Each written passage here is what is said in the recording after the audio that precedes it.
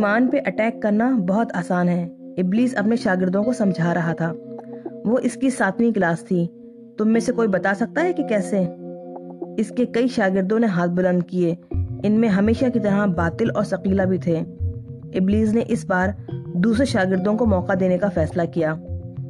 اس نے ایک طالب شیطنت سے کہا، ہاں تم بتاؤ۔ شرک کے ذریعے۔ یہ تو میں بتا چکا ہوں، میں اس سے آسان طریقے کی بات کر رہا ہوں، ابلیس نے کہا اور ایک اور شاگرد کی طرف مڑا، تم بتاؤ۔ تکبر کو فروغ دے کر۔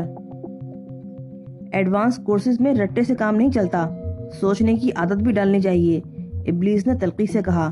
پھر وہ باطل کی طرف مڑا، تم بتاؤ۔ صفائی اور پاکیزگی کی بے خنی کر کے، باطل نے جواب دیا۔ یہ ہوئی نا بات، ابلیس نے بے حد خوش ہو کر کہا۔ پھر ثقیلہ سے پوچھا، کیوں؟ اس لیے کہ اللہ نے صفائی کو نصف ایمان کہا ہے۔ بالکل درست، ابلیس کے دانت نکل پڑے۔ اب سوچو، صرف گندگی میں مبتلا کر کے ہم ابن آدم کو آدھے ایمان سے محروم کر سکتے ہیں۔ اب میں بتاؤں کہ صفائی کو اتنی اہمیت کیوں دی؟ یہ صفائی اور گندگی، پاکی اور ناپاکی آگے جا کر حلال اور حرام تک پہنچ جاتی ہے۔ میں پاک تھا، آگ ہمیشہ پاک ہوتی ہے، اور گندی مٹی کا مجسمہ گندا۔ اللہ نے اسے عظمت دی اور غرور اور تکبر نے مجھے گندا کر دیا۔ سرکشی اور نافرمانی نے مجھے ناپاک کر دیا۔ تو اب یوں ہے کہ اللہ کو صفائی پسند ہے اور مجھے گندگی، اسے پاکی پسند ہے اور مجھے ناپاکی، اسے حلال پسند ہے اور مجھے حرام۔ گندی مٹی کے پتلے کو گندگی یعنی اس کی اصل کی طرف راغب کرنا بہت آسان ہے، اور یہ کام میں بہت آسانی سے کرتا ہوں۔ آدمی کو حاجت کا احساس دلا کر آبادی میں کسی مصروف راستے پہ رفع حاجت کے لیے آمادہ کرنا کتنا آسان ہے۔ یوں وہ اپنے کپڑے گندے کرتا ہے اور دوسروں کے لیے مستقل بو چھوڑ جاتا ہے۔ کپڑوں پہ چھینٹے پڑ جائیں تو انہیں نظر انداز کرنا آدمی کے لیے کتنا آسان ہے کہ تم سوچ بھی نہیں سکتے۔ اپنے گھر کا کوڑا باہر گلی میں پھینکنا کتنا آسان ہے، اور صفائی سے یہ دوری آدمی کو ناپاکی کی طرف لے جاتی ہے۔ ابلیس کے دانت نکل پڑے۔ ناپاکی اسے نماز سے دور کر دیتی ہے، جو اللہ کے اطاعت شعار اور سرکش بندوں کے درمیان فرق کرتی ہے۔ صرف یہی نہیں، ناپاکی آدمی کے باطن کو بتدریج روشنی سے محروم اور ناپاک کر دیتی ہے۔ اچھی سوچ ناپاک آدمی کے ذہن کی طرف رخ نہیں کرتی۔ اچھا خیال ایسے آدمی کے دل کی طرف پھٹکتا بھی نہیں۔ اچھے اعمال کو تو سوال ہی پیدا نہیں ہوتا۔ آپ سمجھ میں آئی میری بات؟ اس پر کلاس تالیوں سے گونج اٹھی۔ آپ سب سے عظیم ہے یور ایکسلنسی، طالبان شیطنت گا رہے تھے۔ ثقیلہ ابلیس سے لپٹ گئی اور پوری کلاس میں ایک طوفان بدتمیزی مچ گئی۔ اب سنو۔ کچھ دیر بعد ابلیس نے سلسلہ خرافات جوڑا۔ حرام ناپاکی سے آگے کی چیز ہے۔ حرام کے سامنے ایمان بالکل ہی نہیں پنپتا، پوری طرح ختم ہو جاتا ہے۔ ناپاکی کے مرحلے میں داخل ہونے کے بعد آدمی حرام کو برا نہیں سمجھتا۔ ایسے میں میری ترغیب اس کے لیے بہت مؤثر ہو جاتی ہے۔ حرام چیز کا تعلق براہ راست آدمی کے خون کے ساتھ ہے، وہ خون میں شامل ہو جاتا ہے، اور تم جانتے ہو کہ خون پورے جسم میں گردش کرتا ہے، دل اور دماغ میں بھی جاتا ہے، لہٰذا حرام کا ایک ذرہ، ایک قطرہ بھی بہت اہم ہوتا ہے۔ وہ پورے وجود کو، روح تک کو غلیظ کر دیتا ہے۔ ایسا آدمی اچھا سوچ ہی نہیں سکتا، اچھا کر ہی نہیں سکتا۔ اب سمجھو کہ یہ کیسی عمدہ چیز ہے۔ حرام، ابلیس نے زوردار چٹخارا لیا۔ اب تم سمجھو گے کہ رزق کی کتنی اہمیت ہے۔ آدمی دو طرح سے حرامی ہو جاتا ہے، ایک نطفے سے، اس کا تعلق بھی خون سے ہی ہے، اس کے متعلق کل تفصیل سے بتاؤں گا۔ دوسری چیز رزق حرام ہے۔ آدمی حرام کھاتا ہے تو حرام اس کے خون میں خرابی پیدا کرتا ہے اور اس کا پورا روحانی نظام معطل ہو جاتا ہے۔ شراب تو خیر بہت مسلمان پیتے ہیں، انہیں اس کی طرف راغب کرنا مشکل ضرور ہوتا ہے، ناممکن نہیں، لیکن مسلمان کو فطری طور پر بد جانور سے نفرت ہے، اسے سور کے گوشت پہ مائل کرنا ناممکن ہے۔ یہ ایک بڑی دشواری تھی۔ میری عظمت دیکھو کہ میں نے اس کا توڑ کیسے نکالا۔ میں نے حلال کو بھی حرام کر دیا، اور وہ حلال جو در حقیقت حرام ہوتا ہے آدمی بڑے شوق اور رغبت سے کھاتا ہے اور حرامی ہو جاتا ہے، جبکہ اسے علم بھی نہیں ہوتا۔ اس کے لیے آدمی میں مال کی ہوس پیدا کرنی پڑتی ہے۔ مادے کی اس دنیا میں ترغیبات کی کمی نہیں۔ میں مردوں پہ کام کرتا ہوں، مگر اس کا نتیجہ صرف 50% نکلتا ہے۔ یہاں مجھے صحیح معنوں میں عورت سے مدد ملتی ہے۔ اس کی اہمیت آدم اور حوا کے معاملے میں سمجھ لی تھی میں نے۔ مرد کو حاکمیت کا زوم رہتا ہے، لیکن در حقیقت وہ عورت کی نزاکت اور اداؤں کی وجہ سے اس کا محکوم ہو جاتا ہے۔ عورت محکوم بن کر مرد کو انگلیوں پہ نچا سکتی ہے، ایسے کہ اس کا غرور مردانگی بھی مجروح نہیں ہوتا۔ جو مرد براہ راست مال کی ہوس میں مبتلا ہونے سے بچ جاتے ہیں، میں انہیں زیادہ سے زیادہ عورتوں کی ہوس میں مبتلا کرنے کی کوشش کرتا ہوں۔ میری کوشش ہوتی ہے کہ وہ بیوی کے علاوہ بھی دوسری عورتوں کے چکروں میں پڑ جائیں۔ یہ کام زیادہ مشکل نہیں، اور جب ایسا ہوتا ہے تو انہیں محبوبہ کی فرمائشیں پوری کرنی ہوتی ہیں۔ آمدنی کم پڑ جاتی ہے تو وہ ہوس زر میں مبتلا ہو جاتے ہیں، پھر وہ ناجائز ذرائع سے پیسہ کماتے ہیں۔ یہ پیسہ ان کے گھر میں بھی جاتا ہے اور ان کی بیوی اور اولاد، حتیٰ کہ اولاد کی اولاد، بلکہ نسلوں تک میں بگاڑ پیدا ہو جاتی ہے۔ دوسری عورتوں کے چکر میں ڈالتے وقت میں کوشش کرتا ہوں کہ وہ ناجائز تعلقات تک محدود رہیں۔ یوں حرام در حرام کا سلسلہ چلتا ہے، حرام کاری بھی ہو جاتی ہے اور حرام پیسے کی جستجو بھی۔ مگر ایسے بھی لوگ ہوتے ہیں جن کے اندر ضمیر کسی حد تک زندہ ہوتا ہے، وہ شادی کے بغیر کسی دوسری عورت سے تعلق نہیں رکھنا چاہتے۔ وہ دوسری شادی کر لیتے ہیں۔ دوسری شادی بھی وہی مسائل لاتی ہے، آمدنی کم، اخراجات زیادہ، اور راستہ صرف ناجائز کمائی کا کھلا ہوتا ہے۔ اس بار 2 گھر خراب ہو رہے ہوتے ہیں، حرام کا اثر 2 گنا ہوتا ہے۔ اور میرے بچوں، ایسے لوگ بھی ہوتے ہیں جو خدا کی وجہ سے دوسری عورت کے چکر میں شادی کے نام بھی نہیں لیتے۔ مجھے نفرت ہے ان لوگوں سے۔ یہ خوف خدا بہت بڑا فساد ہے۔ ابلیس جذباتی ہونے لگا، پھر اس نے خود کو سنبھالا۔ انہیں میں عورت کی مدد سے سیدھا کرتا ہوں۔ وہ کیسے یور ایکسلنسی؟ ایک طالب شیطنت نے پوچھا۔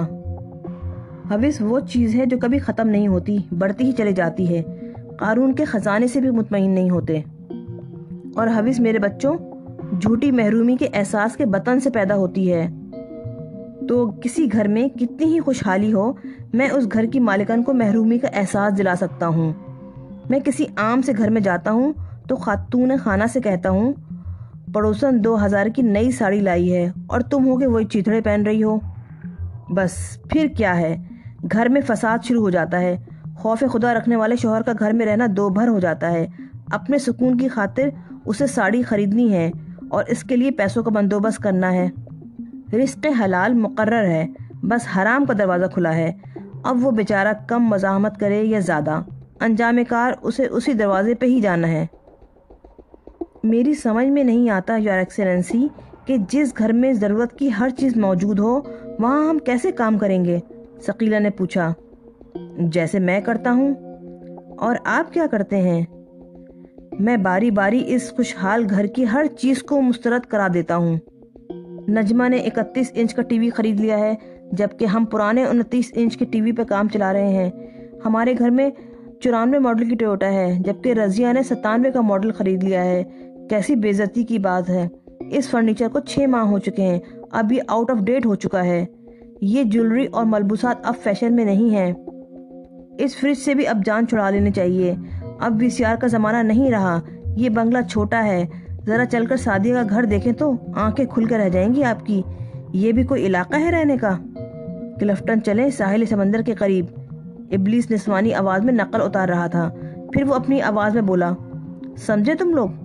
جتنا بڑا گھر، جتنی خوشحالی، اتنی ہوس، اتنی ہی مصیبت۔ لوگ کہتے ہیں کہ ہر کامیاب مرد کے پیچھے ایک عورت ہوتی ہے۔ میں کہتا ہوں، مرد کامیاب ہو یا ناکام، اچھا ہو یا برا، دوستی ہو یا جنتی، بدکار ہو یا نیکوکار، کوئی بھی ہو، کچھ بھی ہو، ہر مرد کے پیچھے ایک عورت، بلکہ بعض اوقات کئی عورتیں ہیں۔ اتنا کہہ کر ابلیس مکروہ آواز میں ہنسنے لگا۔ پھر وہ بولا، حرام کے دوسرے راستے کے بارے میں تمہیں کل بتاؤں گا۔ یور ایکسلنسی، میں ایک بات پوچھنا چاہتی ہوں، ثقیلہ بولی۔ پوچھو۔ سب عورتیں بری تو نہیں ہوتی ہوں گی؟ یہی تو رونا ہے کہ سب عورتیں بری نہیں ہوتی، ابلیس نے دانت پیس کر کہا۔ ورنہ اب تک دنیا تباہ ہو چکی ہوتی، جنت ویران ہوتی اور دوزخ چھلک رہی ہوتی۔ اس لیے تو میں نے کہا ہے کہ ہر جنتی مرد کے پیچھے بھی ایک عورت ہوتی ہے۔ تو یور ایکسلنسی، جس عورت پہ آپ کی ترغیب بے اثر ہو جائے، اس کے سلسلے میں آپ کیا کرتے ہیں؟ اپنے سر کے بال نوچتا ہوں اور اس عورت پر لعنت بھیجتا ہوں، اس لیے کہ اس کے بعد اس کے گھر میں میری دال نہیں گلتی، وہاں میں شکست کھا جاتا ہوں۔ ابلیس نے غیظ و غضب سے لال پیلا ہوتے ہوئے کہا۔ میری بچی، آخر میں یہی یاد دلا کر تم نے میرا موڈ خراب کر دیا۔ اب آج شام 4 بجے یونیورسٹی کی لان میں آ جانا، وہاں میں سب کے سامنے تمہیں خاص خلعت شیطانیت یعنی خلعت بدکاری سے بنفس نفسی سرفراز کروں گا۔ بس اب چھٹی کرو۔ ثقیلہ کے دانت نکل پڑے۔ یہ میرے لیے اعزاز ہوگا یور ایکسلنسی، اس نے کہا۔ یونیورسٹی میں اعلان کرا دیجیے۔ وہ مہینہ ہی قیامت کا مہینہ ثابت ہو رہا تھا۔ چہرے ستے ہوئے اور دل بجھے ہوئے تھے، ہر نظر میں خوف تھا، ہر شخص ہر دوسرے شخص کو مشکوک نگاہوں سے دیکھتا تھا۔ اخبار کی سرخیاں خون سے لکھی ہوئی معلوم ہوتی تھیں، اخبار پڑھ کر سر شرم سے جھک جاتے تھے۔ ابھی آدھا رمضان گزرا تھا مگر دونوں فرقوں کے 3 مسجدوں میں خونی حملے ہو چکے تھے۔ ایک جگہ نمازیوں سے پوری طرح بھری ہوئی مسجد میں تراویح پڑھنے والوں پر فائر کھول دیا گیا تھا۔ سرکاری ہینڈ آؤٹ میں شہید ہونے والوں کی جو تعداد بتائی گئی تھی وہ افسانہ لگتی تھی۔ مسجد کی فرش پہ جمع خون کا تالاب کچھ اور ہی کہانی سنا رہا تھا۔ دوسرے فرقے کی مسجد میں نماز کے بعد قرآن کریم کی تلاوت کرنے والوں کو یوں خون میں نہلایا گیا تھا کہ قرآن کے صفحات پہ خون کے چھینٹے پڑے ہوئے تھے۔ ان واقعات کی وجہ سے شہر آصف زدہ لگنے لگا تھا، ہر شہری نفسیاتی مریض بن گیا تھا۔ سلیمان نے اخبار سے نظریں اٹھاتے ہوئے طنزیہ لہجے میں کہا، اب آپ لوگ کہیں گے کہ را کے ایجنٹ یہاں بھی پہنچ گئے، تو یہ کوئی ناممکن بات بھی نہیں، اقبال نے کہا، مگر اس کا لہجہ کمزور تھا۔ کیا ہمارے آئین میں را کے ایجنٹوں کو تحفظ دیا گیا ہے؟ سلیمان نے تلخی سے کہا، آج تک ہر کارروائی انہوں نے کی ہے مگر کبھی را کا کوئی دہشت گرد پکڑا نہیں گیا۔ کیا حکومت کی نااہلی نہیں؟ را کے ایجنٹ دیکھ تو لیے جاتے ہیں، پکڑے نہیں جاتے۔ یہ اچھا نسخہ کیمیا حکومت کے ہاتھ لگا ہے۔ ٹھیک کہتے ہو میاں، آفاق صاحب بھی کام چھوڑ کر ان کی طرف متوجہ ہو گئے۔ مگر سر، اب میں نہیں مان سکتا کہ یہ بھارتی ایجنٹوں کی کارروائی ہے۔ سلیمان بپھر گیا۔ تو پھر؟ سر، یہ سب کچھ ہم مسلمان ہی کر رہے ہیں، یہ بات غلط ہے۔ آپ دلیل سے قائل کر سکے تو میں حاضر ہوں سر۔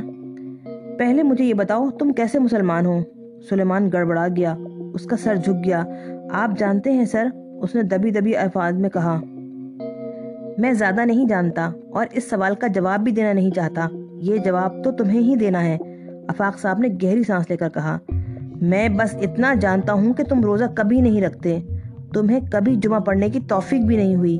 میرے خیال میں تم ہر برا کام کرنے کے لیے تیار رہتے ہو اور ہر اچھے کام سے بھاگتے ہو۔ اب میرے سوال کا جواب دو، تم کیسے مسلمان ہو؟ سلیمان چند لمحے سر جھکائے بیٹھا رہا، پھر اس نے سر اٹھا کر آہستہ سے کہا، میں بہت برا مسلمان ہوں سر۔ اب سچ سچ بتاؤ، اگر کوئی تمہیں 1 لاکھ روپے صرف اس بات کے دے کہ تم جوتے پہن کے مسجد کے اندر چلے جاؤ تو کیا تم مان جاؤ گے؟ سلیمان کا چہرہ تپ گیا۔ سوال ہی پیدا نہیں ہوتا سر، میں پیشاب کرتا ہوں ایسے 1,00,000 روپوں پر، اس نے جذباتی لہجے میں کہا۔ اسی لمحے اسے احساس ہوا کہ آفاق صاحب اسے کس طرف لے جا رہے ہیں۔ میں یہ حرکت کروں گا تو مجھے زندہ کون چھوڑے گا؟ اس نے دفاع کیا۔ غلط، تمہارا پہلا جواب سچا تھا، وہ تم نے غصے میں دیا تھا اور غصہ لگاؤ کی دلیل ہے، یہ بات نہیں ہے سر۔ اچھا، کوئی 1,00,000 روپے دے کر یہ کہے کہ ایک ایسی مسجد میں جہاں کوئی بھی موجود نہیں ہے جوتے پہن کر اندر تک چلے جاؤ تو کیا تم مان لو گے؟ آفاق صاحب بھی اسے قائل کرنے پہ تل گئے تھے۔ انہوں نے سوال کی نوعیت تبدیل کر کے اسے بے بس کر دیا۔ سلیمان چند لمحے بے بس بیٹھا رہا، پھر اس نے آہستہ سے کہا، بڑی سے بڑی رقم بھی پیش کی جائے تو میں تصور میں بھی ایسا نہیں کر سکتا۔ یہ ہوئی نا بات؟ مسجد کے اندر نمازیوں پر فائرنگ کرنا تو بہت دور کی بات ہے، کوئی برے سے برا مسلمان مسجد کی اتنی سی بے حرمتی بھی نہیں کر سکتا۔ یہی میری دلیل ہے، امید ہے کہ تم قائل ہو گئے ہوگے۔ دلیل تو آپ کی وزن رکھتی ہے، لیکن سر پھر یہ سب کچھ کیا ہو رہا ہے؟ سلیمان نے بے بسی سے کہا۔ دیکھو بیٹے، اسلام کا مطلب ہے سلامتی، آفاق صاحب نے مشفقانہ لہجے میں اسے سمجھایا۔ دیکھو بیٹے، اسلام کا مطلب سلامتی، آفاق صاحب نے مشفقانہ لہجے میں اسے سمجھایا۔ سلامتی تمام انسانوں کے لیے، تمام عالم کے لیے۔ یہ بات سمجھ لو کہ کوئی مسلمان مسجد کی بے حرمتی نہیں کر سکتا۔ جو کرتا ہے، اگر وہ بظاہر مسلمان ہے بھی تو بھی در حقیقت وہ نہیں کر سکتا۔ یہ نمازیوں کو شہید کرنے والے، مسجد کے در و دیوار کو مسلمانوں کے خون سے نہلانے والے مسلمان ہو ہی نہیں سکتے۔ خواہ ظاہری طور پہ مسلمان ہوں، در حقیقت وہ شیطان کے چیلے ہیں۔ ذرا سوچو تو، یہ حرکت، اور وہ بھی رمضان کے بابرکت مہینے میں، کوئی مسلمان کر سکتا ہے؟ تم جسے نہ نماز سے وابستہ نہ روزے سے، اس حرکت سے کتنا کڑتے اور جھلاتے ہو؟ کیوں؟ اس لیے کہ تم برے سہی مگر مسلمان ہو۔ سمجھ میں آئی میری بات؟ جی سر، میں قائل ہو گیا، لیکن میرا دکھ کم نہیں ہوا۔ اس مسئلے کا کیا حل ہے؟ ہمیں اپنے اندر چھپے ہوئے موذی کافروں کی طرف سے چوکنا رہنا چاہیے، اور ان کی نشاندہی ہو جائے تو ان سے چھٹکارا حاصل کرنا چاہیے۔ یہ بہت بڑا فتنہ ہے اور اس کا سدباب ضروری ہے۔ یہ مسلمان کو مسلمان سے لڑانے کی سازش ہے جو کوئی مسلمان نہیں کر سکتا۔ عدنان خاموشی سے یہ سب کچھ سن رہا تھا۔ اس نے کہا، سر ایک بات میں بھی کہوں آپ کی گفتگو کے حوالے سے؟ ہاں کہو۔ میں آپ کی یہ بات مانتا ہوں کہ مسلمان مسجد کی بے حرمتی نہیں کر سکتا، لیکن سر برسوں سے ہمارے اخبارات گواہی دے رہے ہیں کہ متعدد موقع پر پولیس جوتوں سمیت مسجد میں گھس گئی اور ان سے باز پرس بھی نہیں کی گئی۔ ان کے بارے میں کیا کہتے ہیں آپ؟ اسی وقت فون کی گھنٹی بج اٹھی۔ آفاق صاحب نے ریسیور اٹھایا اور بات ادھوری رہ گئی۔ اس روز بھی بس سٹاپ پر سلیمان نہ چاہتے ہوئے بھی فرزانہ کو دیکھتا رہا، لیکن فرزانہ نے نظریں نہیں اٹھائیں۔ سلیمان کی جھنجھلاہٹ بڑھتی ہی جا رہی تھی۔ یہ لڑکی خواہ اس کے لیے مسئلہ بن رہی تھی۔ تمہیں معلوم ہے کہ مجھے سب سے زیادہ نفرت کس چیز سے ہے اور کون لوگ مجھے سب سے زیادہ برے لگتے ہیں؟ ابلیس نے اپنی کلاس میں پوچھا۔ نہیں یور ایکسلنسی، سب نے بیک آواز میں کہا۔ تو سنو، مجھے سب سے زیادہ نفرت نکاح سے ہے، اور محبت کرنے والے شوہر اور بیوی مجھے سب سے زیادہ برے لگتے ہیں، ابلیس نے کہا۔ اس کی وجہ جانتے ہو؟ نہیں یور ایکسلنسی، اس لیے کہ نکاح اللہ کا ایک ایسا تحفہ ہے جو زنا جیسے فطری گناہ کبیرہ کا راستہ روکتا ہے، بلکہ اسے رحمتوں، برکتوں اور اجر والا کام بنا دیتا ہے۔ ذرا سوچو تو، اس سے ہمارا کام کتنا خراب ہوتا ہے۔ اگر سب شادی کرنے لگیں تو زنا کون کرے گا؟ اچھا اب یہ بتاؤ کہ وہ کون سا کام ہے جو بندہ اللہ کے حکم کے مطابق کرتا ہے اور پھر بھی مجھے خوشی ہوتی ہے؟ میں سمجھ گیا یور ایکسلنسی، باطل نے کہا۔ وہ یقیناً طلاق ہے۔ گڈ، تم واقعی ذہین ہو۔ ہاں، جب بھی شوہر اور بیوی میں علیحدگی ہوتی ہے میں خوش ہوتا ہوں، ناچاقی ہوتی ہے، گھر میں تفرقہ پڑتا ہے تو میں خوش ہوتا ہوں کہ زنا کا بند راستہ کھل رہا ہے۔ لیکن یور ایکسلنسی، شادی تو انسان کی فطرت میں ہے، ثقیلہ نے کہا۔ دیکھیں نا، ہر مذہب میں، ہر عقیدے میں لوگ جنسی تعلق کو قانونی شکل دینے کے لیے شادی کرتے ہیں، یہاں تک کہ بے دین بھی شادی کرتے ہیں۔ اسی لیے تو مجھے شادی سے اتنی نفرت ہے، ابلیس نے کہا۔ میں نے کہا تھا کہ آج تمہیں حرام کی پہلی اور بنیادی قسم کے متعلق بتاؤں گا۔ یہ ہے نطفے کا حرامی پن، اور اس سلسلے میں جو میں نے کام کیا ہے اس پر مجھے فخر ہے۔ میں نے حلال کو حرام کرنے کی ایسی ترکیب نکالی ہے کہ کسی کو پتہ بھی نہیں چلا۔ میں بتا چکا ہوں کہ نکاح سے مجھے سب سے زیادہ نفرت ہے، مجھے اس کا توڑ کرنا تھا۔ طلاق اللہ کو ناپسند ہے، لیکن زندگی میں ایسے موقع بھی آتے ہیں کہ طلاق ناگزیر ہو جاتی ہے۔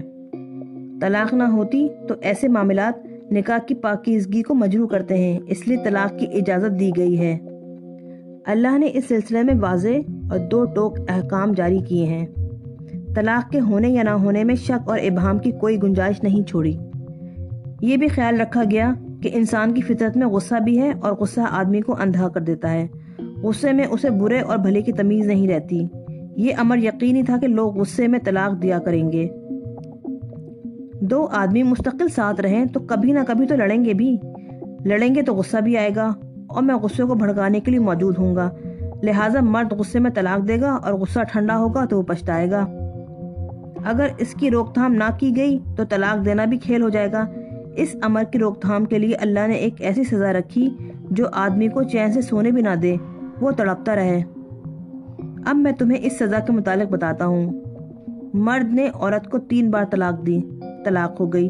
اب وہ میاں بیوی نہیں رہے، لیکن دونوں ملنا چاہتا ہے۔ غصہ ٹھنڈا ہو چکا ہے، لیکن وہ حلالے کے بغیر نہیں مل سکتے۔ حلالے کا مطلب یہ ہے کہ وہ عورت کسی دوسرے مرد سے شادی کرے، اور جب اس دوسرے مرد سے طلاق ہو جائے تو وہ پہلے شوہر سے شادی کر سکتی ہے۔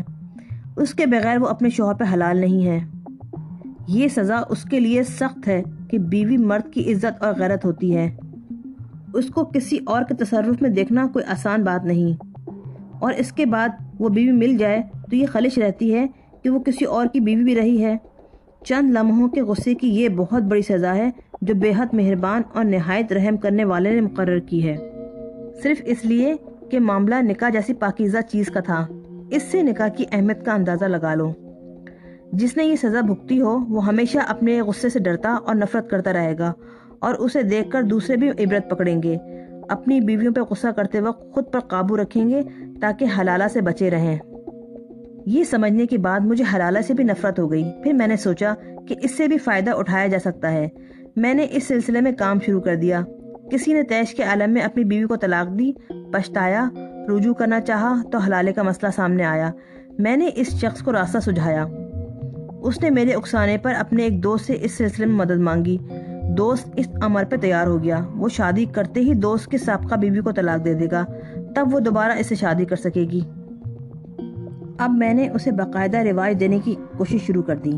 ذرا گہرائی میں جا کر سوچو تو طلاق تک تو سب ٹھیک تھا، اس کے بعد سب بگڑ گیا. اس کے بعد عورت نے جو 2 شادیاں کیں وہ دونوں جائز نہیں تھیں. طلاق دینے کی نیت کے ساتھ جو نکاح ہوا وہ نکاح نہیں ہوتا. نکاح نہیں ہوا تو حلالہ بھی نہیں ہوا، اور حلالہ نہیں ہوا تو دوسری شادی بھی نہیں ہوئی. لیکن مرد اور عورت مطمئن ہیں کہ وہ شرعی تقاضے پورے کر چکے ہیں. وہ بے فکری سے ازدواجی زندگی گزار رہے ہیں. لیکن یہ بتاؤ کہ سچ کیا ہے؟ وہ حرام کاری میں مبتلا ہیں. کئی طالبان شیطنت نے بیک آواز میں کہا. اور اب جو ان کی اولاد ہوگی وہ کیا ہوگی؟ ناجائز ہوگی، حرامی ہوگی. اس معاملے میں کامیابی حاصل کرنے کے بعد میں نے مزید غور و فکر کیا. میں نے سوچا شادی کے ادارے کو تباہ کرنے کے لیے کوئی ترکیب سوچی جائے. کامیابی ہوئی تو پورے کا پورا معاشرہ تباہ ہو جائے گا. بالآخر بات بن گئی. اس کا آغاز میں نے آئلی قوانین کا نفاذ کرا کے کیا. اس کے نتیجے میں مردوں کے لیے دوسری شادی ممنوع ہو گئی. یوں بدکاری کا راستہ ایک اور کھل گیا. پھر ایک اور کام ہوا. شروع میں یہ کام BD ممبرز نے کیا اور اب کونسلرز کر رہے ہیں. کام کرنے والے نیک نیتی سے کام کر رہے ہیں لیکن شریعت سے متصادم ہیں، اس لیے صریحاً غلط ہے. اپنے طور پہ یہ لوگ شادی کے ادارے کو اور معاشرے کے گھروں کو ٹوٹ پھوٹ سے بچانے کی کوشش کر رہے ہیں، لیکن در حقیقت یہ حرام کاری کو فروغ دے رہے ہیں. اس کے نتیجے میں پورے معاشرے میں نحوست طاری ہو گئی ہے. اب میں تمہیں اس کی ذرا تفصیل بتاتا ہوں. کسی گھر میں لڑائی ہوتی ہے، غصہ ابلتا ہے، مرد بیوی کو طلاق دے دیتا ہے. اب یہ معاملہ کسی مفتی کے پاس نہیں، کونسلر کے پاس جاتا ہے جو شریعت کی الف بے بھی نہیں جانتا. کونسلر بڑے خلوص سے دونوں کو سمجھانے کی کوشش کرتا ہے.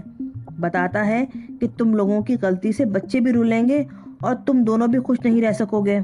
یوں طلاق ہو کر بھی طلاق نہیں ہوتی اور اللہ کے قانون کے مطابق بدکاری شروع ہو جاتی ہے. بعض گھروں میں اس طرح کے معاملات کے بعد 5-6 بچے بھی ہو گئے ہیں. ان کے متعلق تم لوگ خود سوچو. خود بھی سوچ سکتے ہو. سود اور نکاح و طلاق کے معاملے میں شریعت کی خلاف ورزی ایسی نحوستیں ہیں جنہوں نے اس معاشرے سے برکت اٹھا دی ہے اور یہ لوگ رحمت سے دور ہو گئے ہیں. یہ میری بہت بڑی کامیابی ہے. فون کی گھنٹی بجی تو سلیمان کا قلم والا ہاتھ رک گیا. اس نے سر اٹھا کر آفاق صاحب کو دیکھا جو فون پر بات کر رہے تھے. اسے توقع تھی کہ وہ اس سے کہیں گے میاں سلیمان تمہارا فون ہے. جب بھی فون کی گھنٹی بجتی وہ یہی توقع کرتا تھا، مگر ایسا اب تک تو ہوا نہیں تھا. نہ جانے کیوں اسے امید تھی کہ فرزانہ اسے فون کرے گی. کیوں؟ اس کا بس اس کے پاس ایک ہی جواب تھا. فرزانہ کے پاس اس کے دفتر کا فون نمبر موجود تھا. حالانکہ فرزانہ کا فون نمبر اس کے پاس تھا، فون وہ خود بھی کر سکتا تھا، لیکن نہیں، یہ ممکن نہیں تھا کہ وہ اسے فون کرے. وہ یہی سوچے جا رہا تھا کہ اسے فرزانہ کی کوئی پرواہ نہیں.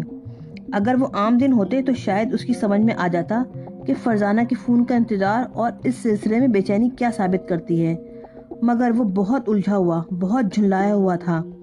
جب سے یہ مسجد پہ فائرنگ کا سلسلہ شروع ہوا تھا وہ بددل ہو کر رہ گیا تھا. کچھ اس کے معمولات بھی تبدیل ہوئے تھے.